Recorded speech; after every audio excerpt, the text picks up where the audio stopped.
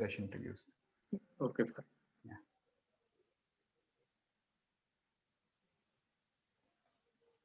Yeah. So good afternoon, all the participants. Today on the fourth day of our FDP. Today in this third session, today we have Professor B.J. Panchal with us.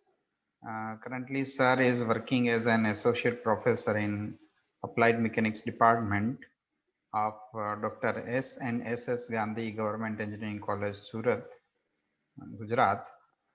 Sir has more than 29 years of academic experience, and sir is teaching various subjects related to structural engineering at UG as well as PG level. Sir is involved in various consultancy projects related to structural design of bridges, water tanks, water treatment plants, sewer and storm water drainage, water supply, high-rise buildings, structural investigations, paving, stone flooring, etc. in the position of team leader and team member as well. Sir has also undertaken the testing work for NDT of concrete, soil testing, material testing, etc. Sir's area of interest are the earthquake engineering and structural dynamics. Sir has published many research papers in various national as well as international journals and conference. So in this session, I welcome Panchal sir on behalf of Marwadi Education Foundation as well as Atal Academy AICT. And I'm very much thankful for sparing his valuable time and giving positive note to share his expertise in the field of earthquake engineering. So with this, I will request uh, Panchal sir to take over the charge of the session. So welcome, sir, and thank you. Yeah. It's a good afternoon to everyone, and I would like to thank Marwadi Education Foundation and Marwadi University, particularly Civil Engineering Department, Dr. Tarak, for giving me opportunity to deliver the expert lecture in this FDP. Would also like to thank AICT for plotting such platform for the FDP programs across the nation. And with this, I will start my lecture because we are already 10 minutes left. Let me share my PPT.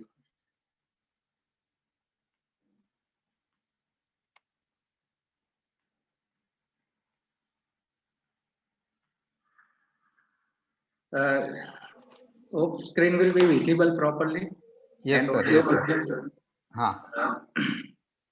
So the topic of my lecture is implementation of infill effect in seismic analysis, and in this session we will cover what are the infills and what are the effects due to infills in buildings are there, and how to implement this effect, and how to avoid certain things, particularly irregularities arising due to the infill effects in the building, so that we can design the earthquake resistant structure properly.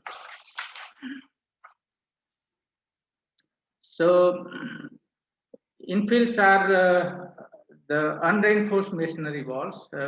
We construct them to fill the gap between column and beams in a frame, to create the rooms as well as for environmental protections, security, as well as to have the privacies. And generally, burnt clay bricks, otherwise lightweight concrete mortar blocks, are recently used to construct these unreinforced masonries infills. And there are two ways. The first way is to construct them without leaving the gap between structural elements, and otherwise we can leave the gap between the structural elements and masonry. There we need the joint filler in between. which should be flexible, and that permit the AC deformations of the structural elements without interaction between the masonry and them. So in the photos here we can see several buildings and we can see the infills are there which are constructed to fill the gap between the structural elements. Certain infills are having the openings, certain infills are filling the gap 100%. Here we can see these are the burnt clay bricks, they are being used. Here we can see the block masonries and these are the high-rise structures, their infills are used. In this image, we can see the infills, they have been provided with the gap between structural elements like slab and columns and the provisions, the gap which is left being filled by the flexible materials. the the size of gap should be adequate as well as the selection of infill material. The material which used to fill the gap is to be selected considering the flexibility should be available. Generally, rubbers are adequate. Styrofoams and corks are too stiff, and these materials should be avoided. One more thing, when such type of construction of infills are taken, means consider we have to connect the infills wall with the structural elements to avoid the out of plane failure of the walls. So flexible skeletal structures can be beneficial to separate non-structural partition walls, but usually we see that we don't provide the flexible separations, and that's why the structural elements and masonry interaction is taking place, and infill effect comes in picture. When we say in-plane stiffness of brittle masonry is much high, and if you don't have the gap, then definitely the stiffness will come in picture.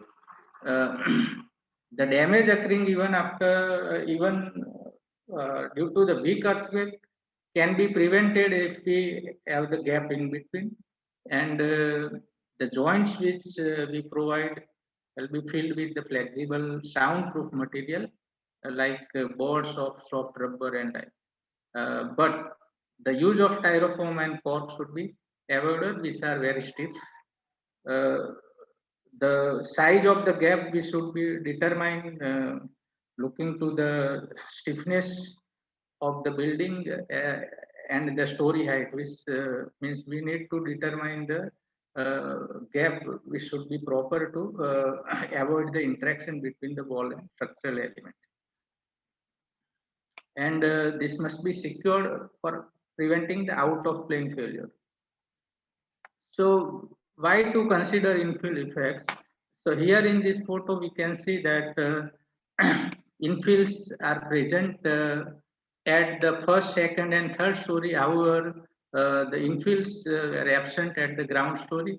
That makes the vertical irregularity, and that is known as the soft story or a open ground flexible story. So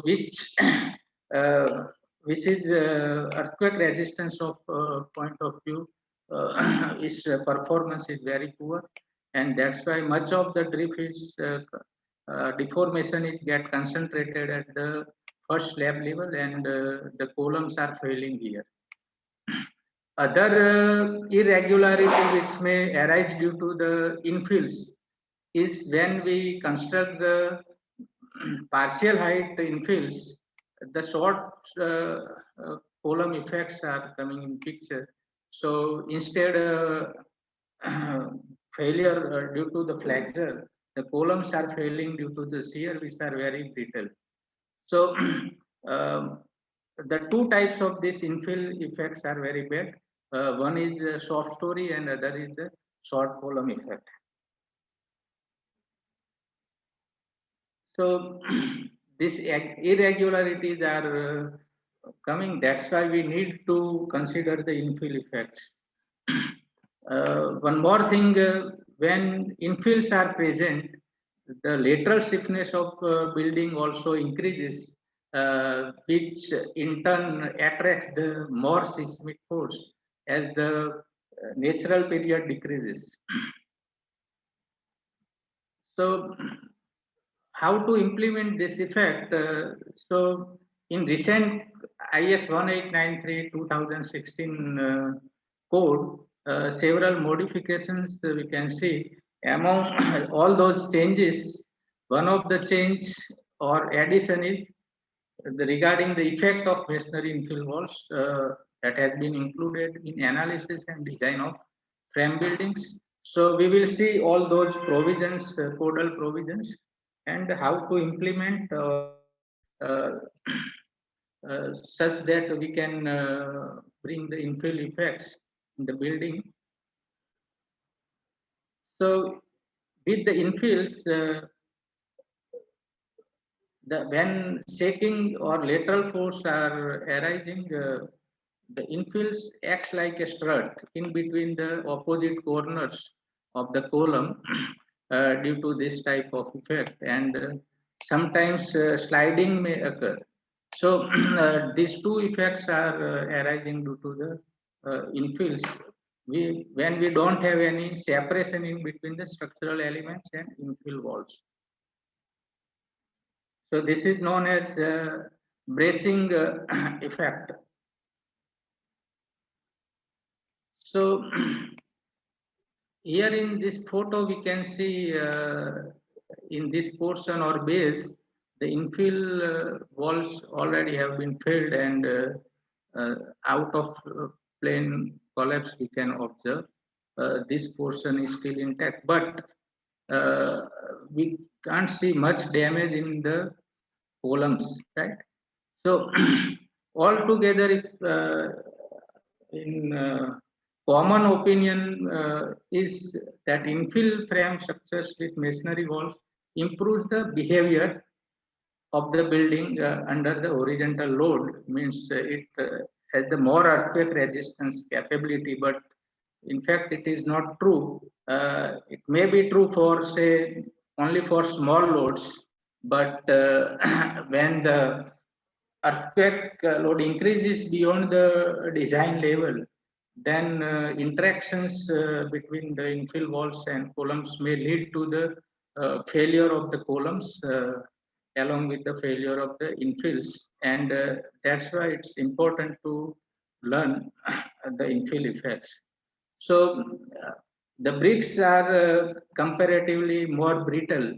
Masonry are more brittle compared to RCC, and these two materials are altogether incompatible with each other, and that's why we should avoid the interaction.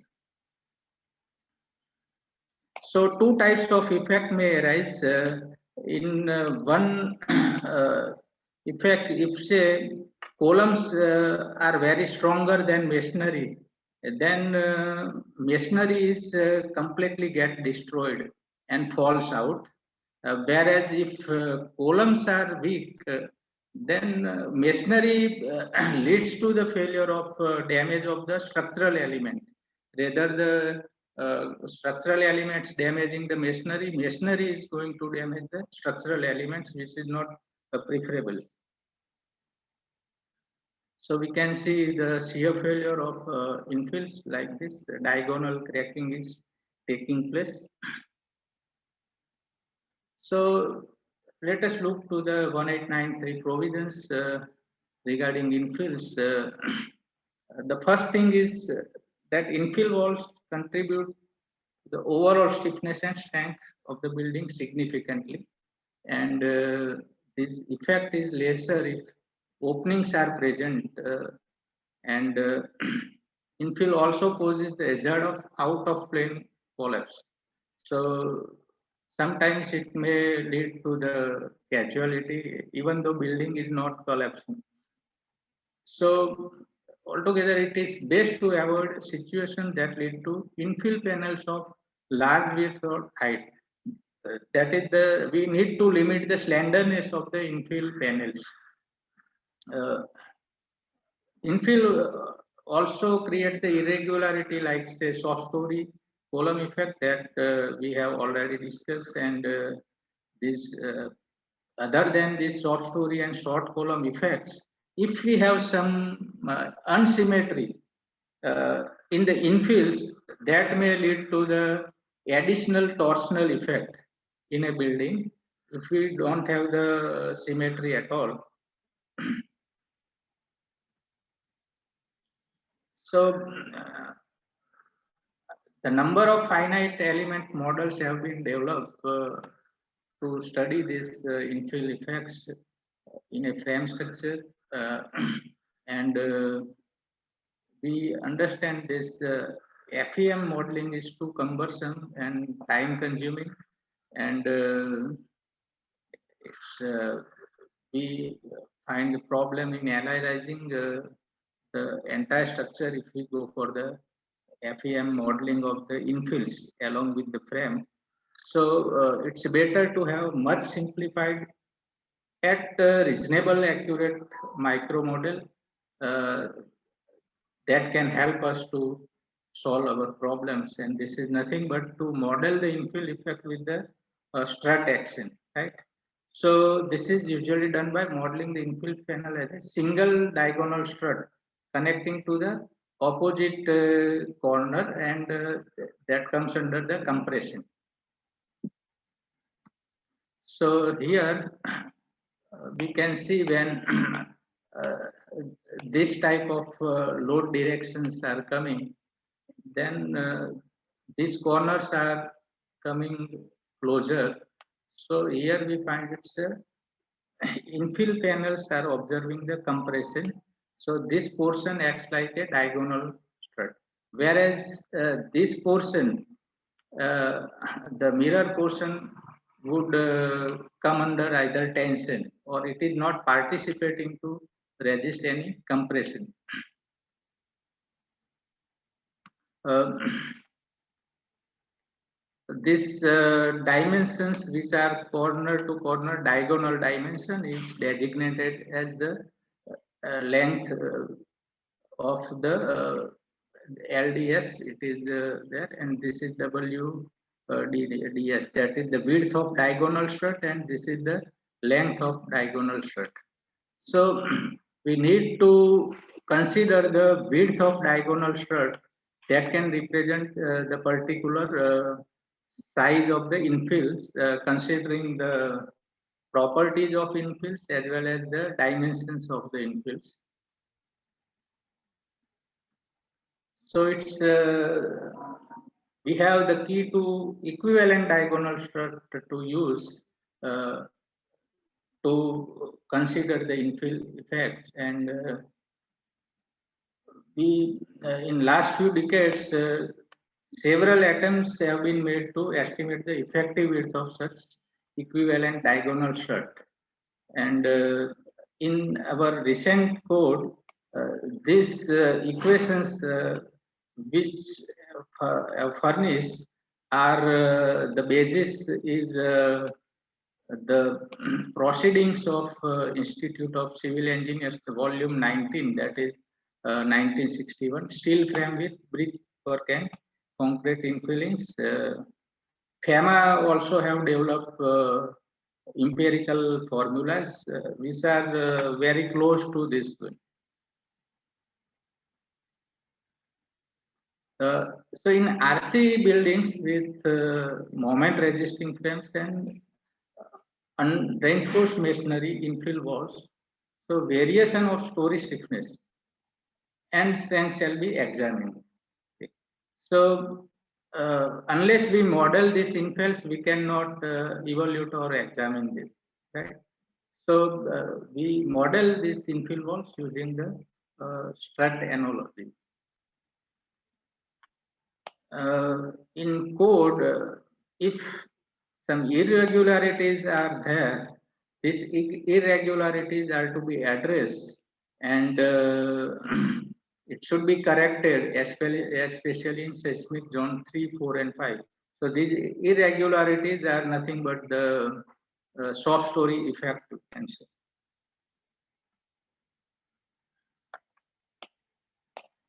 So what are the provisions given is we are going to discuss it. The first we have the properties of material, that is the modulus of elasticity of masonry infills should be there.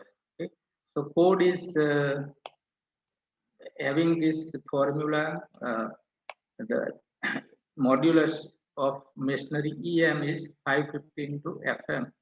So where FM is the compressive strength of masonry prism in megapascal, and having these values, otherwise FM can be estimated using this formula, where FB is compressive strength of a brick unit. Single brick, if we are not testing the prism, then based on the strength, compressive strength of a single brick, we can and this is the compressive strength of the cement mortar. So that way, modulus of elasticity of masonry infills can be estimated or evaluated.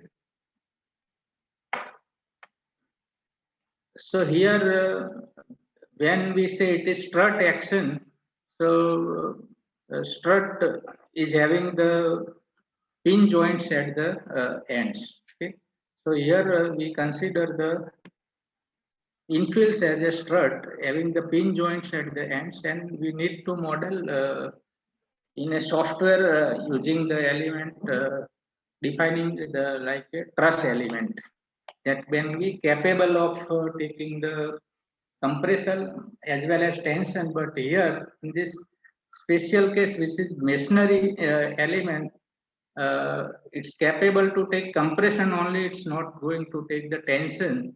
So specifically we have to declare them as a compression member. We have to neglect or drop the tension effect. So when openings are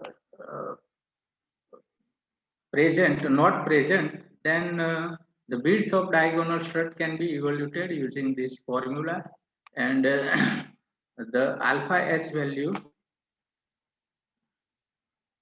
code has also given the equation. So here by replacing all these parameters, we can have the alpha H value.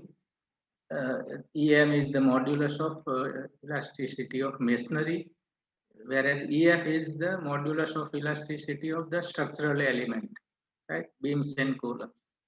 Theta is the horizontal angle between the horizontal and strut. Okay, and T is the thickness of wall. IC is the moment of inertia of adjoining columns. H is the clear height of unreinforced masonry. So now what modifications or corrections we need to apply when openings are present? The depending upon the size of opening, that is the ratio of face area of opening to the face area of infill, right? Face area of infill means which is the clear area bound between the horizontal structural elements and vertical structural elements, whereas face area of opening may be less. Okay, so AR maybe is this ratio. It may be 100% or it may be less than that. Okay? So depending upon this rho W coefficient is estimated. When it is 50%, this leads to the zero value. It means we need not to consider any strut action at all, right? So when AR is less than 5%, no reduction of width is to be considered, whereas If it is more than 40%, it is to be dropped, right? But in 1893 provisions, it's saying no reduction is to be done for strut width, even if some openings are present. Okay? Now, this is what is table number 6 of 1893. It's saying that soft story is a story whose lateral stiffness is less than that of story above. So in earlier versions, this was defined like if stiffness is less than 70%. Now that clause is modified, and even if it is 99%, this is to be considered as a soft story. Now, one more thing is the structural plant density shall be estimated uh, when unreinforced masonry infills are used. So SPD means the whatever the cross-sectional area of wall to the plinth area. So when SPD of masonry infills exceed 20%, the effect of infills shall be considered explicitly by modeling the same, right? As per the strut effect. It means if it is less than 20%, it should we may neglect the infill effect. But as per my opinion, this 20% is too high. So let's say the example of plinth area of 5 meter by 5 meter. So the area is 25 square meter, right? And if we consider the perimeter length, it is 20 meter, right? So even if we consider say 0.15, 150 mm thickness of the wall, then that is 0.15 into 20. So that gives us the 3 square meter, and plinth area is 25, right? So it is less than 20%, right? So 20% would be 25 into 0.2, so 5 square meter. So even if our wall thickness is more than 9 inch, it's not more than 20%, right? So this value is very high as per my opinion. In most of cases, we have less than 20% of the infill area compared to the plinth area. Okay, then 3D modeling is to be done. And one more thing is that drift should be limited to 0.2% when infill effects are present. If infill effects are not there, we can means permissible value of the drift is 0.4%.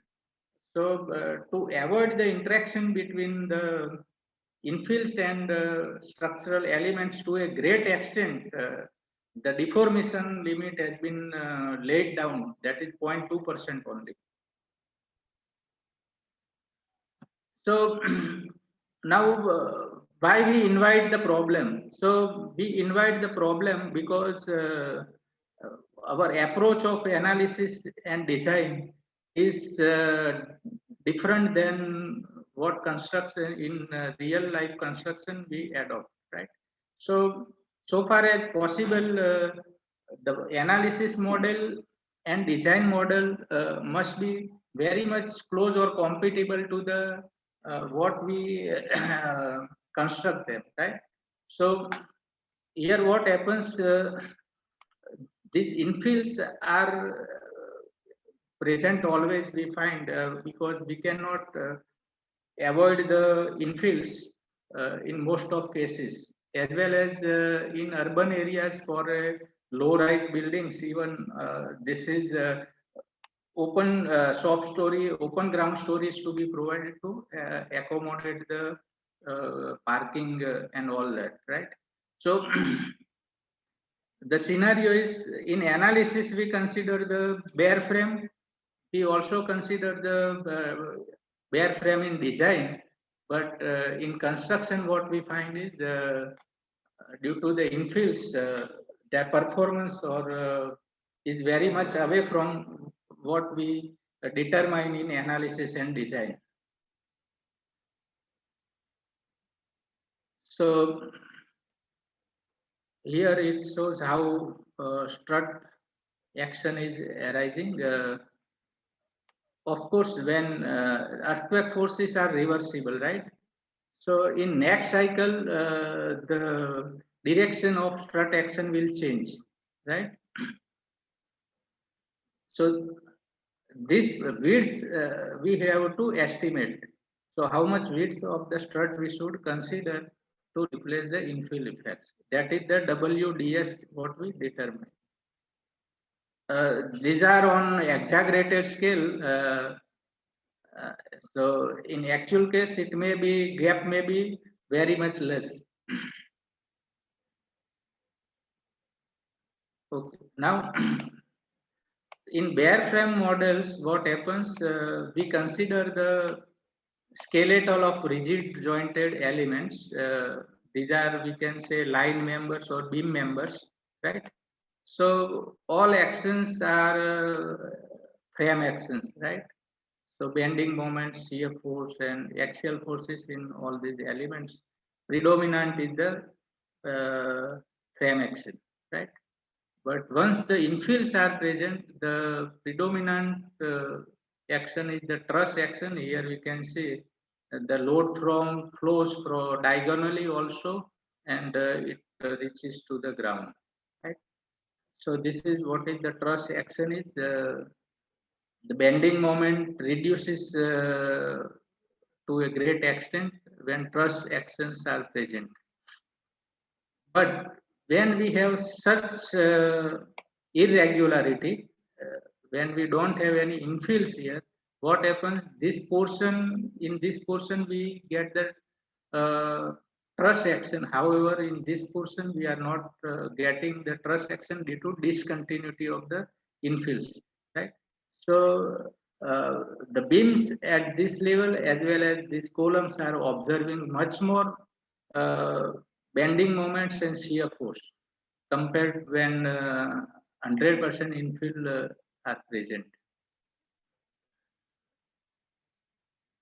This is known as here hybrid action is arising, truss action as well as frame action.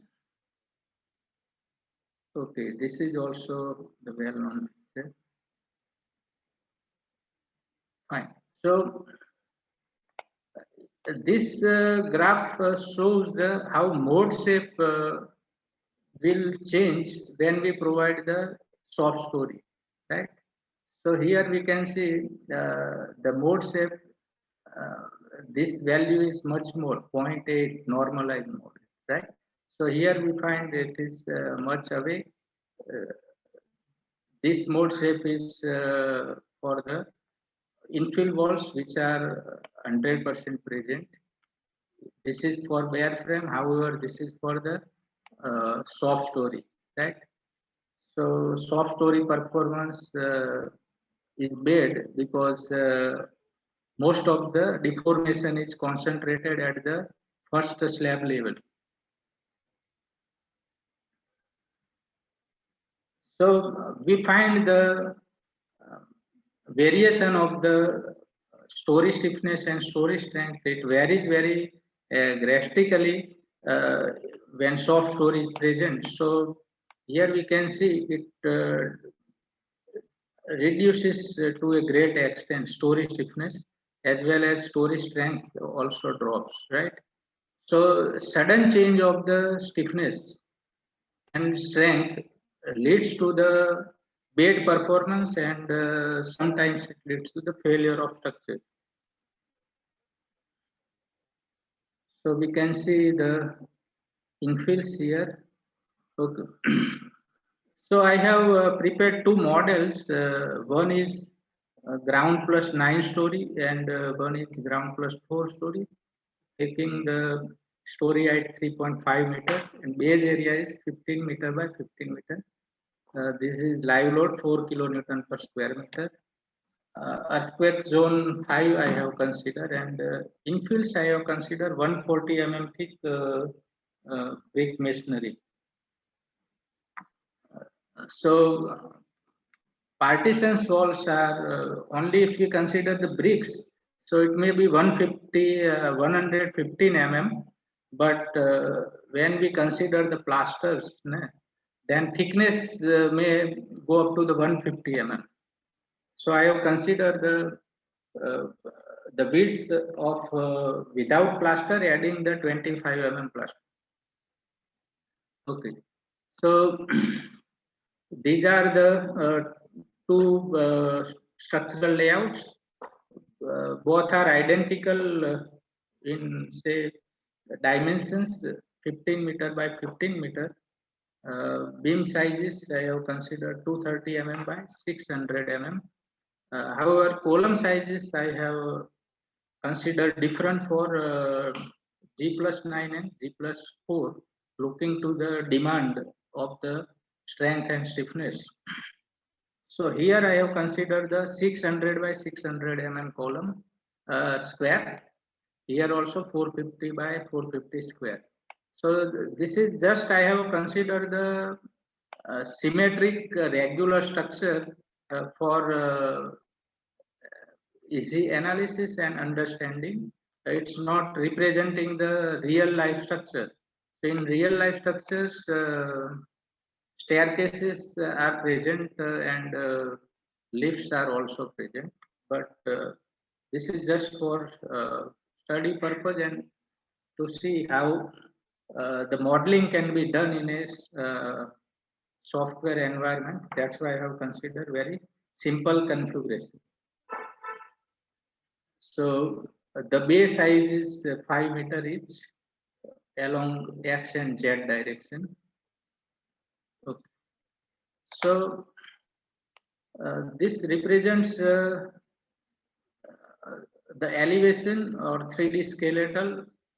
3.5 meter is the story height.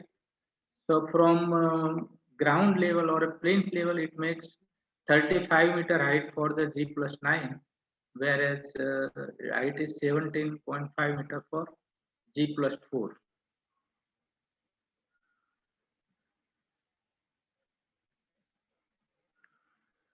Okay.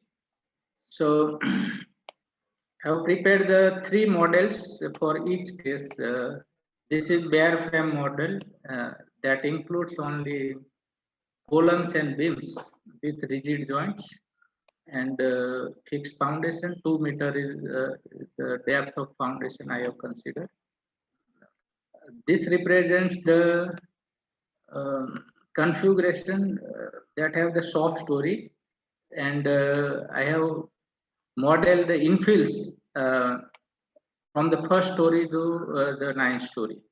So ground story is open, and that's make the soft story, and this is irregular one.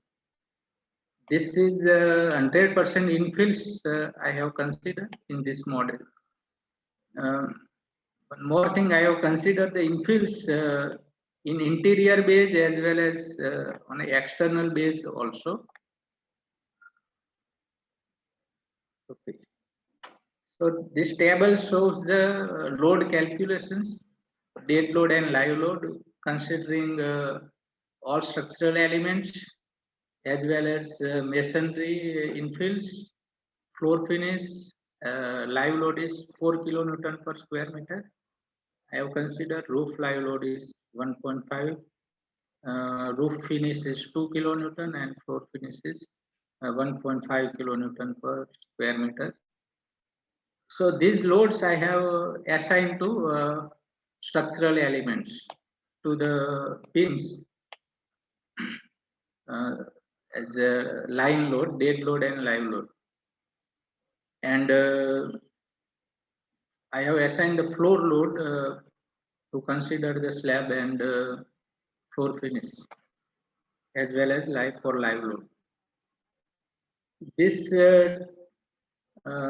Excel sheet shows the calculation of the width of diagonal strut, WDS.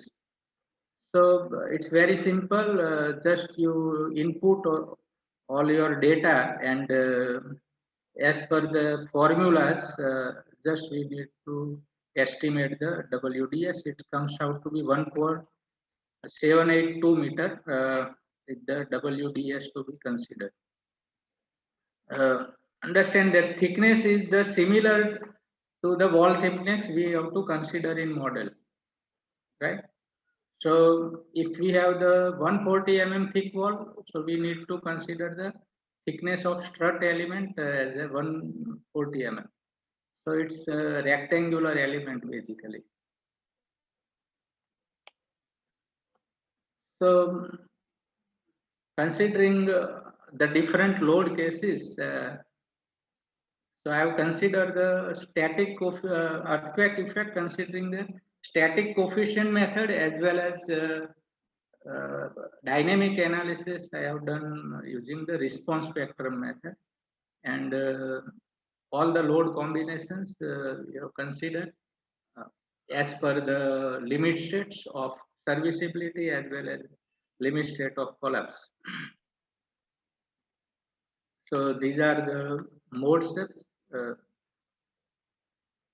First mode, fundamental mode. So here we can see it's in soft ground story structure, the drastic change in the mode shape is observed here at this level.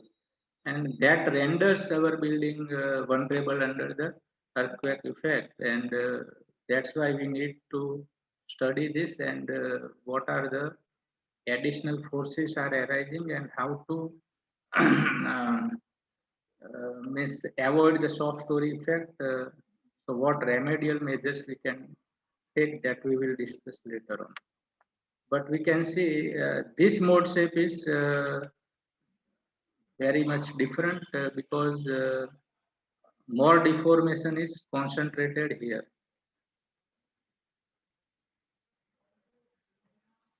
So this shows the comparison of natural periods. Okay, so this is for infills and this is for soft story. This is for bare frame. One dark one is due to the dynamic analysis. This is for coefficient, static coefficient method, right? So if we have the bare frame modeling only, so we can see the period is much higher, 1.85, right? Compared to other models, that is soft story and with infills. See, with infills, structure becomes too stiff. That's why these periods are that much less. Even here, dynamic analysis gives the period which is even less than the static coefficient method. Right? So it means when we uh, avoid the infill effects in the modeling, so in real life, infills are present. So without considering the infills, if we model only bare frame, uh, that gives the higher period and less that is the base shear, seismic effect. This is away from the what is the real performance, right? So it drops like this. Natural period decreases. Uh, Here, due to soft story and with infill, there is no much difference. But there is a much difference between the bare frame and soft story. These are the comparison of base shears. So here we can see between comparison between the bare frame and this one, right? So if we consider dynamic analysis results, so this is almost double than bare frame base here is half than what is the soft story and infills effect having, right? But when we consider the static coefficients base here, these are of course equal because it is not representing the stiffness. It representing the height dimension and base dimension only, and that's why we have to consider the both dynamic analysis result as well as static coefficient results. So what codal provisions are helping to protect the building here, right? Even if you model it like a bare frame, you need to consider the higher result, means base shear. So the base shear of the dynamic result must be magnified and bring up to the level of static coefficient method for the design. So these are the maximum displacements. So if it is bare frame, we can see this is threefold compared to the infill effects. Okay, and here also we can see the difference between the plinth and first slab level. The difference is very large, more than 10 mm. Here difference is 7 mm. Here it is very much less, right? So it's better to have the infills at all the levels because otherwise what happens such it may lead to the concentration of deformation and more story drift where infills are not present, right? So if we cannot avoid the infills, then at least we should provide the corrective measures to increase the stiffness of the ground story so that we can avoid the concentration of the deformation and we can avoid the large drift, story drift. So maximum bending moment, what we have discussed earlier. So here frame action remains predominant in bare frame, isn't it? We can see the bending moment diagrams are appearing here. But when we consider the infill effects, the truss action comes under the picture, which is predominant one, right? Not frame action, right? And so that the bending moments are comparatively very much less than the bare frame moments. But however, it is more bending moments are arising at the uh, open ground story, right? Compared to the without the open ground story, right? So these are the comparison of ground floor column maximum bending moments. So see this graphical difference between here. It is 341, here it is only 92. So with infills and with soft story, right? So moments increases much more when soft stories are present.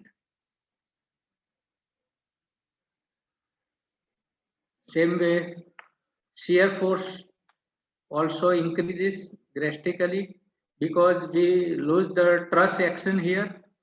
So shear force which is not borne by the infills at the soft story, now it is transferred to the columns, and that's why column have to take more shear compared to upper stories. This shows the comparison of column axial forces. There is no much difference in that because I have not modeled the torsion here. Otherwise, some difference may come in corner column and interior column. But I have not considered the torsion. That's why it's not coming. This shows the comparison of maximum lateral deformations. So here we can see that bare frames observe the much more deformation compared to soft wood. So again, one thing that I want to convey is these are the deformations considering the within the elastic limit we have modeled it, right? We have not modeled it in an inelastic, right? So otherwise, this displacement would be much more. And these are under the design earthquake forces only, not under the earthquake level man, which is more than the design force, right? So Same way for ground plus 4, these are the displacements. So compared to taller structure, the shorter structure would have the more effect of the soft story, I would say, because out of 19 mm maximum displacement here, it is 13. So the upper portion, which acts like a inverted pendulum, like a box, this was not observing the much relative deformations, right? But the maximum deformation is concentrated at the soft story level here. These are the mode shapes. So we can say this is not desirable. This is mode shape of considering the soft story. Same way, as we have seen for the G+9, here also we can see predominant actions, that is the frame action and truss actions, and much more moments are arising in columns and beam when soft stories are taken. Okay, so these are the comparison of ground story stiffness, G+9 and G+4. So this is in kilonewton per meter. So if I say it is 95 lakhs, right?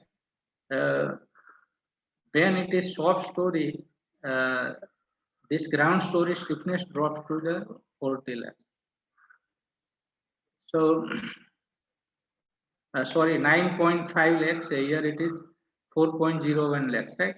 So it drops drastically, the stiffness of the story, right? So there is no much difference between the when we consider the soft story and infills present on upper stories and only bare frame. But here without infills, sorry, with infills and this soft story, this is the last. So it means the presence of infills increases the story stiffness with this difference, I would say, right? So this is 9.5 and this is 4.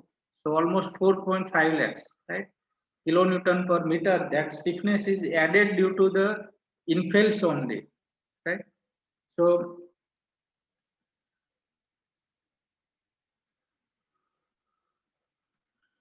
again, these are the natural periods of ground plus 4 story and the base shear variations. Similarly, for Z plus 9, we can see uh,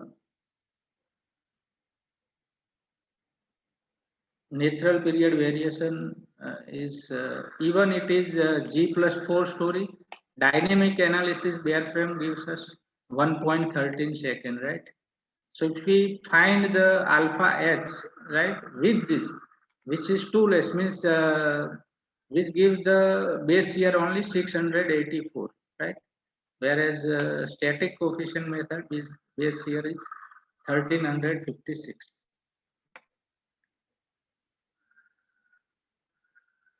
These are the maximum lateral displacements. So difference we can see between the bare frame and soft story and with infills.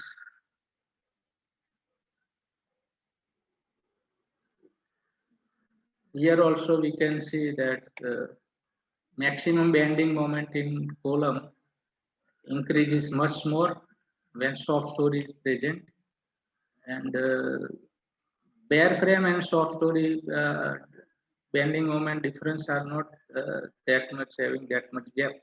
But when infills are present up to the ground level, then it has much less bending moment compared to the soft story.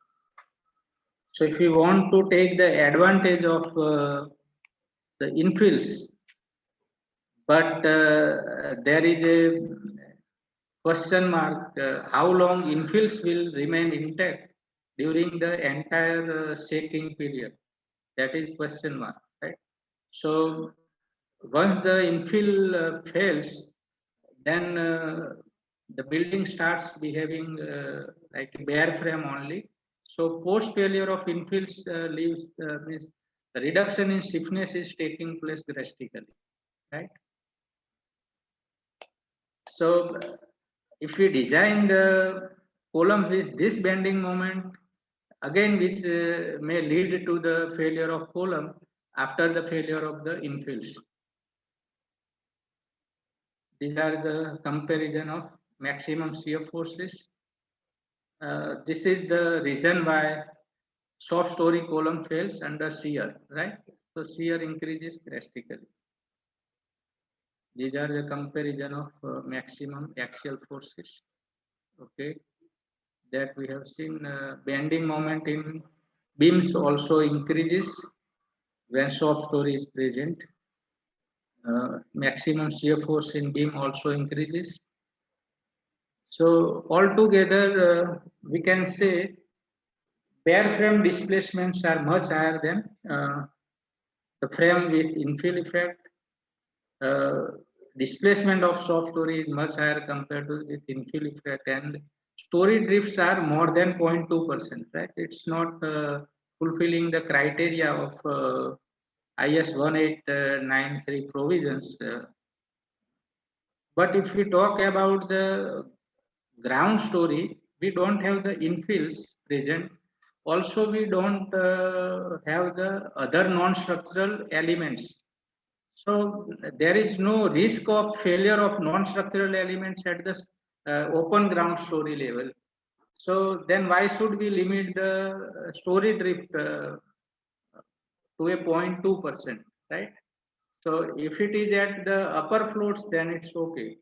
But anyway, to prevent the failure of building or to prevent the arising of the collapse mechanism at the soft story only, we have to consider the infill effects.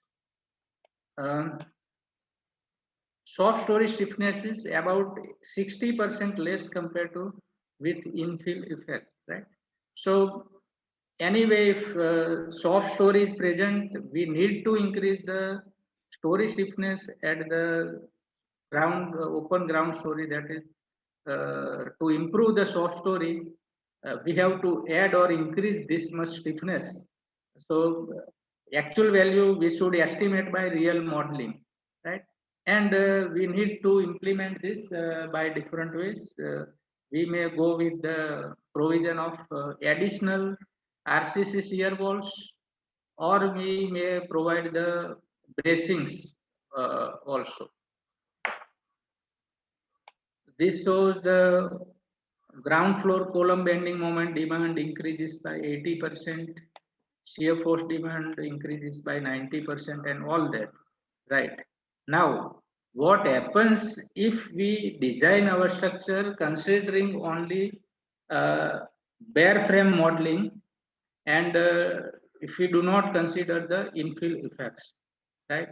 So here we can see that this much demand, 80% and 90% of the shear force, when it is deficient, so obviously these elements are going to fail at the soft story level, right? So uh, then question is infill effects is meant to be mandatory to be considered or not? So obviously it should make mandatory, right? So we need to estimate the structural plant density. If it is exceeding 20%, explicitly we need to consider the infill effects. But earlier, as we have discussed, 20% is much higher, right? So even if it is 10%, we should consider the infill effects. The design forces of RC members shall be larger that of obtained from analysis of bare frame and the frame with unreinforced masonry infills using 3D modeling. So these are the provisions which this is telling us it should be mandatory to have two models, right? But I would say these two models are not sufficient. We need also one more model. That is the uh, full model having the infill effects up to the ground story, and that of infill effects not having at the ground story, that is the soft story. So we need three models rather the two models for the complete analysis and design. It's saying the drift should be limited to 0.2%, right? So it means if story height is 3 meter, then 3 meter, 0.2% of the 3 meter, it makes the 6 millimeter only, right? So relative deformation between the two stories when infills are present is limited to only 6 mm, so that we can prevent the damage of to the infills by the frame elements, because it leads to the uh, if all the infills get damaged and we need to replace them, it's very time consuming and uh, uh, results in a economical loss also. That's why this provision not for point but 0.2% is there. So even if some earthquake less than the design earthquake strokes, so we need not to have the, we are not inviting the non-structural damage, particularly in infills. So this we have discussed. I think it's common opinion that in frame structure with masonry walls improves the behavior under horizontal loads, but this is not true, because it may lead to the failure of both vice versa, and its performance we cannot guarantee. So what happens in the beginning, the masonry infills takes the more earthquake forces, but once the shaking level increases and when it fails, so all of a sudden the large shear force is to be taken by the columns and to the failure of the columns after the post failure of the infills. This we have discussed. Okay. Now I would like to share this fact. This is about two brothers, I would say twin brothers. Uh, this first one is younger one, this is elder one, right? And they both born and brought up in a same compound. The place is Gandhidham, and these are the quarters, staff building for the Bank of India. That is the main branch in the Gandhidham. Uh, the, this one is for the class 4 staff, and this one is for the officers staff, right? Now, what difference in these two we find is this building is having the soft story here to accommodate the parking for the both staffs, right? Now, in 2001 earthquake, what happened? That I would tell you. So this is what we have seen in at the right side. This is what it cross-sectional elevation is. The staff quarters for class 3 and officers. This is one. This is at present uh, this building is existing, right? But in front of that we find the large compound which is vacant, and we asked just you have the much more area and your building is in corner, so they just conveyed that one more building was here and now it is no more, So in 2001 earthquake, it has collapsed. So what we can see is only this residual, we can see it is the portion of the column at the ground level, right? So no need to explain why this building is not present. So it has failed due to the soft story, right? And the building which have the don't have this irregularity, it is still intact now. But they have contacted us to have the uh, visual inspection and to give the opinion and report regarding the uh, some damages which are present, and we observe these damages are due to the corrosion effect of the RCC only. So this building has not affected in 2001 earthquake, but in front of it is younger brother here, that building died, and this was due to the only due to the effect of soft story. The quality of construction are similar in both, but understand the what is importance of the structural planning is, right? So that we will discuss later on, but this is the fact that I have shared with you. Okay. Now, how to model this infill effects in a software? So we may use the STAD or say ETAB or some other softwares which we are using for the modeling and analysis and design of the buildings. But the difference is infill effects are to be when we are not modeling the entire wall as a FEM model, but as per codal provisions, we are representing or say we are showing the infill effects by modeling them like a diagonal struts, right? Now, code is saying in figure you can see it is only the one diagonal has been shown, but in fact it should be two diagonals it should be, right? Because we have the earthquake effect which is reversible effect, right?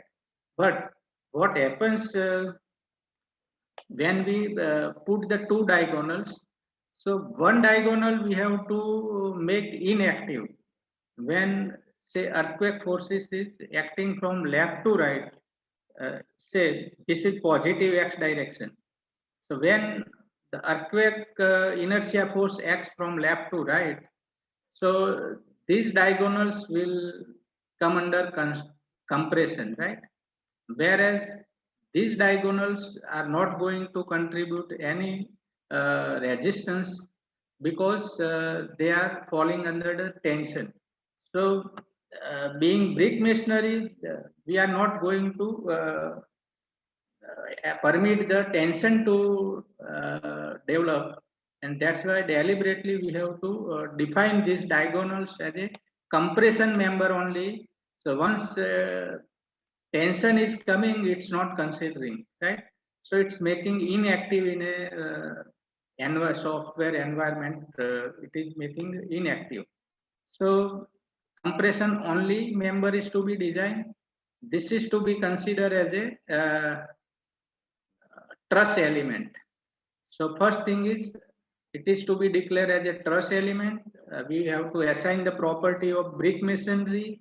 We have to assign the dimension as WDS we have estimated, as well as thickness, which is actual thickness.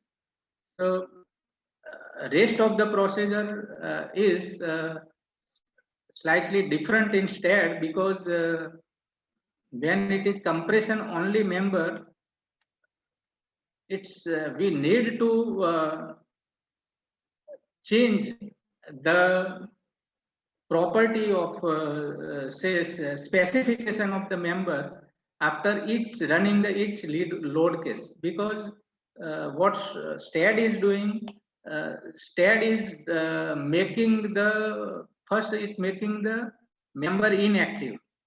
So after running the load case, it becomes active. So again, we need to change the specification and we need to declare them as a compression member only.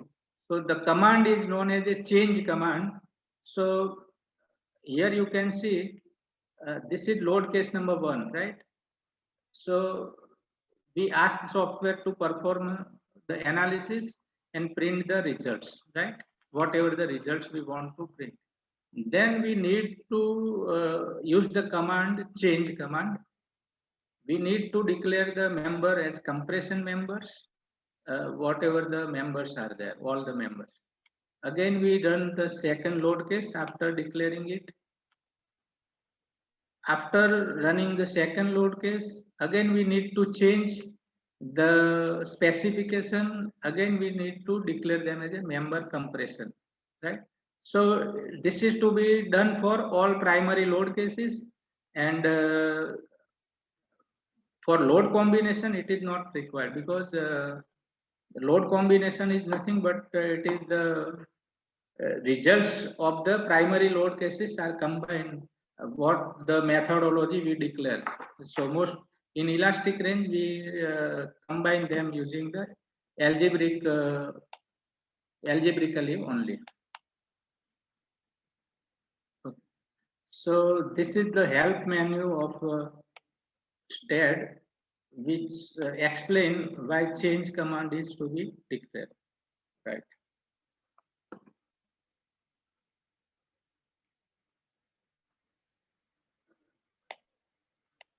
Hello, Dr. Tarak, am I audible properly? Yes, sir. You are quite audible.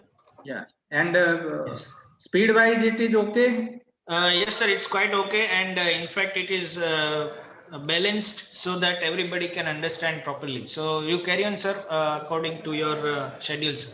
Okay, thank you. Yes. Um, again, we will go to the STAD environment, and one important aspect in modeling that most of the engineers and we people are doing, but here we have to consider that, and where we are doing the mistake, that will I bring by live demo. Okay, this is there. Fine. Now, regarding the other softwares like ETAB, in ETAB, the command is there, trust member, it's okay, like STAD. But in ETAB, we need not to use the change command because there is a provision of limiting the tension in ETAB, right? So once we select the element and we declare that its deformable capability is very less. So like say thousands of mm. So if I declare it like say 1/1000 mm, after that deformation, it's not going to take tension, right?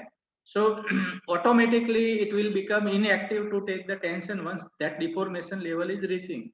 But instead, the command is different, and that's why we need to use the change command. Fine. So this is what happens when soft story is present. So not only the flexural hinges are occurring at the slab level, but these are also occurring at the ground level due to the uh, cyclic deformations of the structural element and the soil interaction also, right? So that's why it leads to the collapse mechanism. So understand when this at foundation level the fixity is present, means no flexure hinges have been developed, our structure would be still intact. Okay, so these are the photos of the failure of structures due to the soft story which are present. In most of cases, we can see rest of the superstructure is very much intact. Okay, no cracking. It's just like a solid block. It is collapsing, right? But we can imagine how much poor is soft story. Okay, this is also there. Such photo from the one of the soft story failure. This is also from rules. This is I think it's of photo from some building in Ahmedabad. So in Ahmedabad only, whatever the numbers of low-rise structure collapse, that is ground plus 4 story, are due to the presence of soft story only. Okay. So one of the in early version of the 1893, it was the clause was that you need to if you increase the bending moment capacity of ground floor beams and columns by 2.5 fold, uh, so then you can protect your building from the soft story effect, right? But it has been removed now, which is not true, because it again leads to uh, the uh, the bulky columns and the bulky beams. It's not leaving the gap also, and performance also not good, right? So what is recommended is you provide the shear walls, or you can provide the bracings uh, to improve the soft story. Okay, so shear walls we can introduce like this is the soft story failure at intermediate story. It's not like that soft story may be only present at the ground story. It may be at any level, but it leads to such failure. Okay, so we know that earthquakes are natural threats, and it's not killing the people directly, but poor, brittle, irregular buildings do so. And earthquake disaster, we can say, is man-made.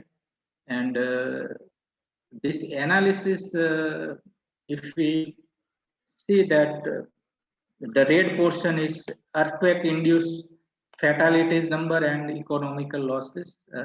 So among all the catastrophes uh, that considered from 50s to 99, so earthquake portion, the 47% fatalities is due to earthquake and 35% the economical loss due to these are due to the windstorms only, right?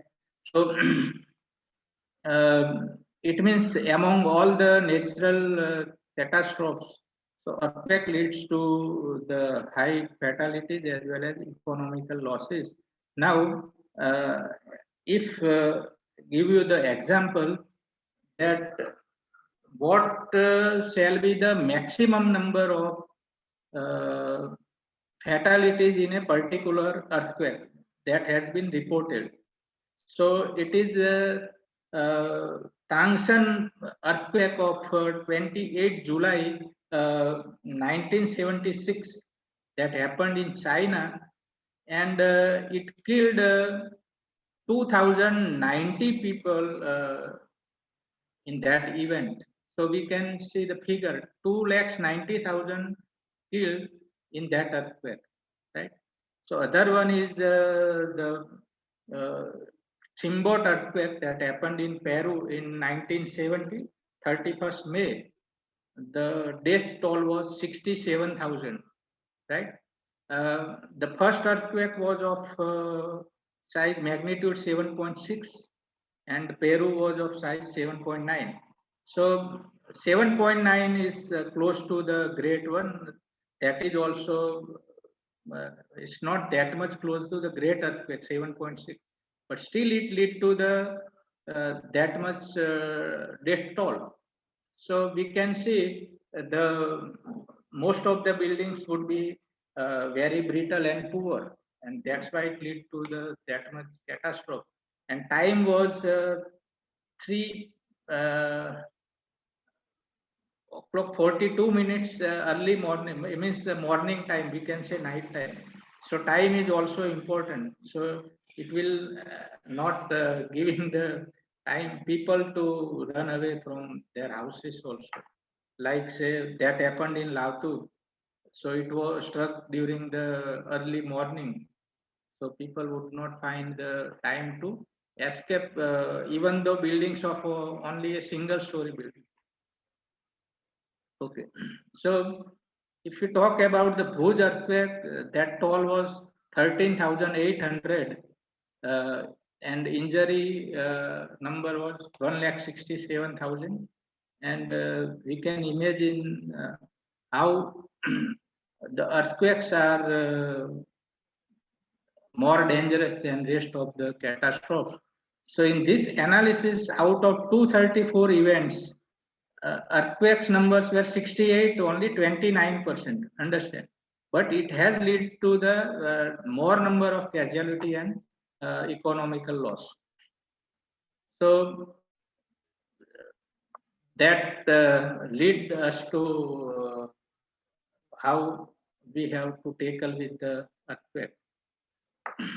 So to increase the seismic performance, we must have the good robust configuration, first one.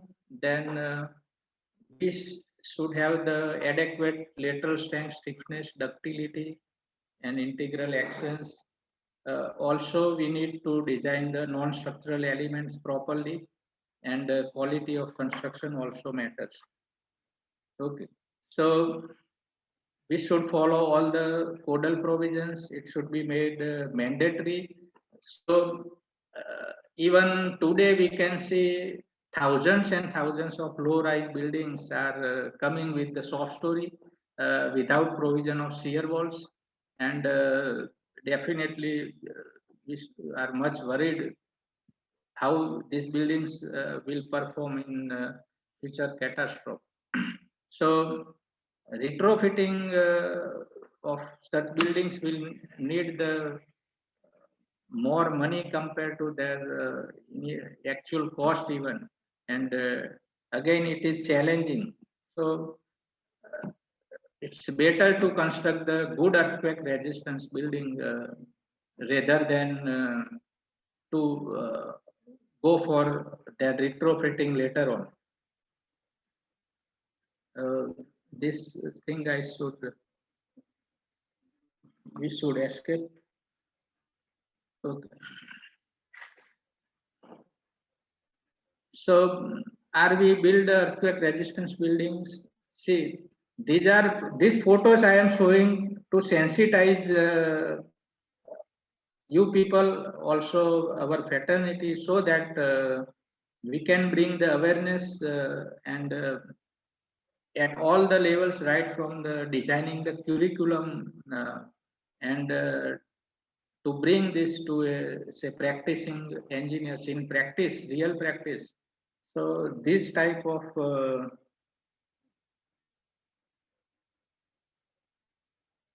I am sharing these photos to just sensitize for this purpose only. So you can see how irregular it is, how flexible it is. This is inverted pendulum, right? So they believe that load will flow like what water is flowing or some electric current is flowing in wires, right? So the foundation is somewhere and now column location is here, right? So this type of practice should be avoided. This is I don't want to share the location where it is, but this is real one. You can see the pedestal block is smaller than what is the base plate is here, right? So how it will perform during the shaking, we don't. So number of such buildings are still present. We can see the even though it is flexible along this direction, orientation of columns you can see like this, right? So to avoid the offset in the whatever the remaining room size, right? This should be avoided, this should be avoided. Okay.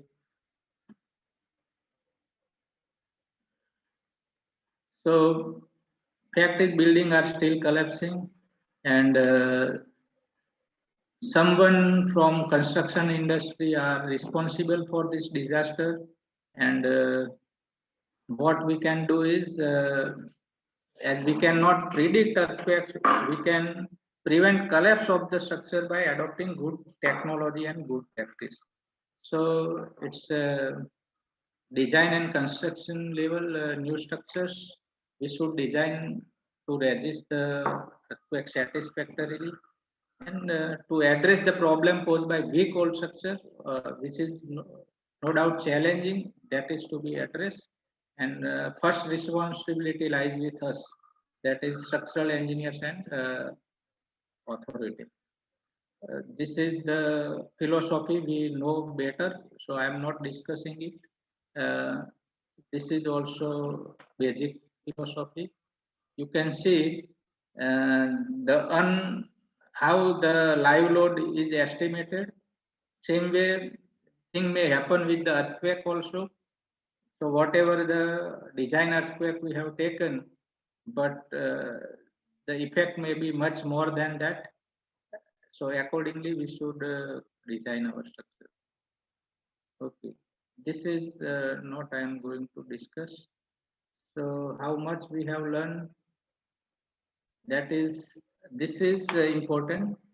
So initially what we find is we get panic,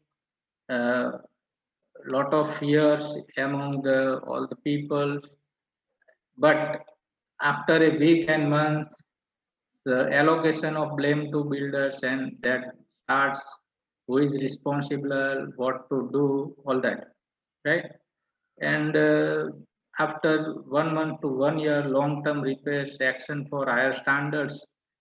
Same thing happened with our codal provisions also, that came in 2002 after Bhuj earthquake. Uh, the interesting thing is the committee recommended to have the earthquake engineering subject with earthquake engineering title compulsorily at diploma level, UG level and PG level, right? Of course, with the different content, but it should be made mandatory, means core subject. But what we find is now earthquake engineering as is not in curriculum as a core subject. Even we are struggling to have the earthquake engineering as a elective. So this thing happens, same what is listed here, right? So this happened after say 15 years, like that, after earthquake. So earthquake engineering is no more in curriculum, right? Means higher standards we go for after 1 year, but by the time we diminish the interest, and the cycle get repeat. So what happens that the generation which is knowing the seismic design will wipe out, right? Before the next earthquake will strike. So again, we have to start with means zero level, right? To learn the seismic analysis and design, because the generation which have learned the which is expert is not at all present. So at least if we continue our the subject in curriculum, that may be penetrate to the remaining generation. So this is nice quote of Henry J. Degenkolb. Someone of us used to argue that you shouldn't really get your structural license until you have seen an earthquake. No matter how much you read the reports, the impact doesn't really strike you. You have until you have seen the damage and casualties, right? So this is it shows the importance of seismic analysis in structural engineering, right? So if we don't have seen the real earthquake scenario, we cannot bring in what is concept of earthquake resistance design very well, right? So it should be then based on our what we learn from the books and what we learn from the reports only. But really, if we have experienced the earthquake, we can imagine what is the importance of it. So let us prepare ourselves to reduce earthquake to a nuisance rather than danger, and convert earthquake disasters into routine event. So our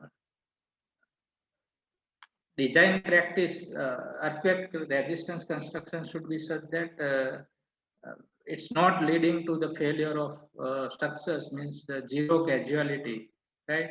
Uh, in even major earthquake situations, and that is only it would be nuisance for a certain time period, right? So this is our responsibility. Thank you. Now I would like to uh, share one stared model, if time will permit us. Uh, Dr. Tarak. yes, sir. Actually, we are just on the boundary. Okay. So For but I will share you orally. sure. So what we are doing when we define the seismic primary load case in our software. So we consider only one seismic force, like say earthquake force along x direction, positive x direction, right? Later Right. on, what we do is uh, for a reverse effect, we add in a combination by minus sign, right? Minus earthquake x, right? So which is not a true practice. We need to define it separately along the minus direction also, because what happens while combining, it's not taking the reverse loadings, it's just taking the reverse effect, right? So if I say that my strut is taking zero tension, because it is not taking tension, as we have declared compression only, so its resistance is only zero force, right? When I go for the combination of reverse force, then definitely it should take compression, right? Right. But while software is combining the result by earlier results is zero, so it's not taking compression, right? So this should not be done. All the forces, positive and negative direction, should be included as a primary load case, and later on the combination is to be done, right? So if anyone is knowing the software, if you read any stared editor file, you will find that only negative way they are taking, but which is not true practice. If it is stared or even it is eater, okay. Right. Yeah. Okay. Now it's for any query and question we can go for. Yes, sir. First of all, before we go into the question answer session, on behalf of the Marwadi University and Atal Academy and the Department of Civil Engineering, I'm expressing my sincere gratitude towards your help and support. And we are very happy to have you with us today in this session.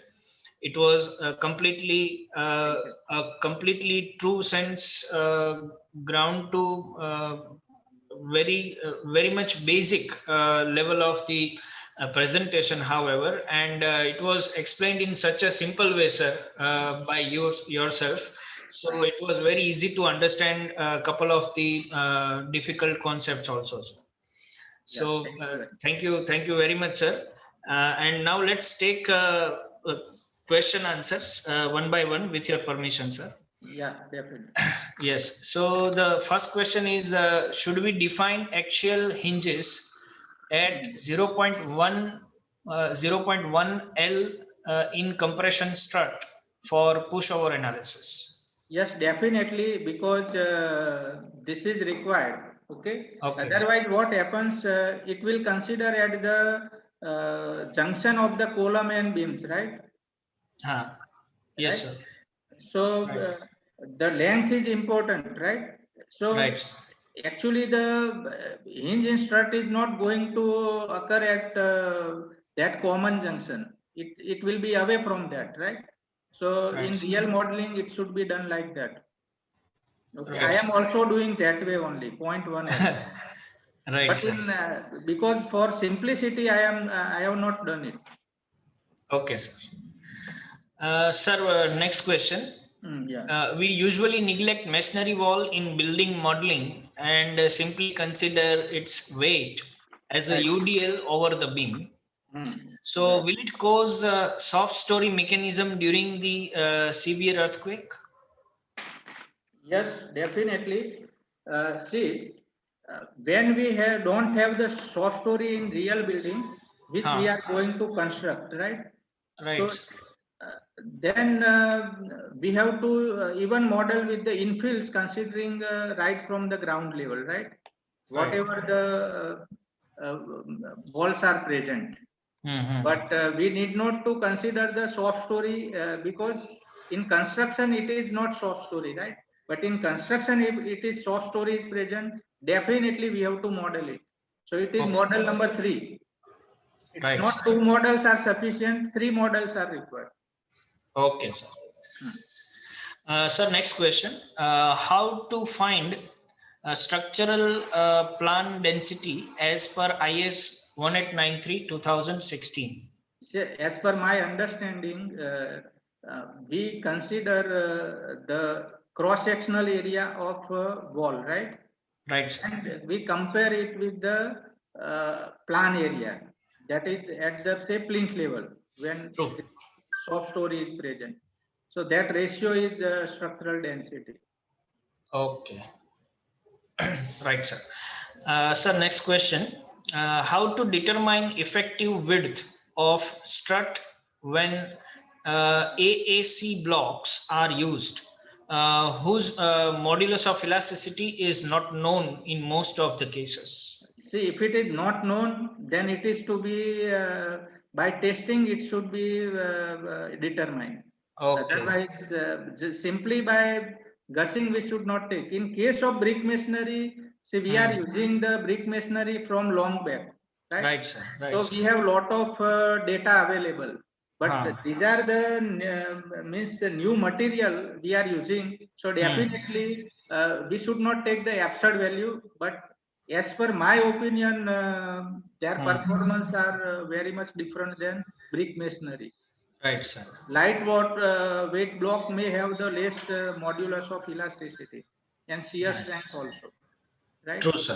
So So it should. sometimes it may be that if mass is less, its strength is less, we may neglect the infill effects also. True, sir. So it should be determined properly and then only we should analyze. Yes, and other problems are also there. Right now, due to say this is our use not from long back, but their Right. long-term durability is also a question mark. Yes, true, sir. Particularly, as per my observation, the plaster, it had the problem with the plaster, right? True, So sir. it is get delaminating very fast. Right, sir. Okay, sir. Next question we have. Suppose we want to do pushover or non-linear dynamic analysis. Right. How to define properties of hinges for infills? See, we don't have the reinforcement, na? Right? Right. Like say we have the reinforcement in beams and columns, right? Right. So whatever the if we say test our say beam under the axial testing, so how it performing, we have to bring say shear concept also in picture, right? Right, sir. Okay. And sir, is there any numerical model which is available for this infills to be considered as hinge? Is there any numerical or analytical model if it is available? Just say code has given the guidelines which is based on the all the literatures, right? Which is available, and based on that it is there, but there is no refined numerical model is available, right? Right, sir.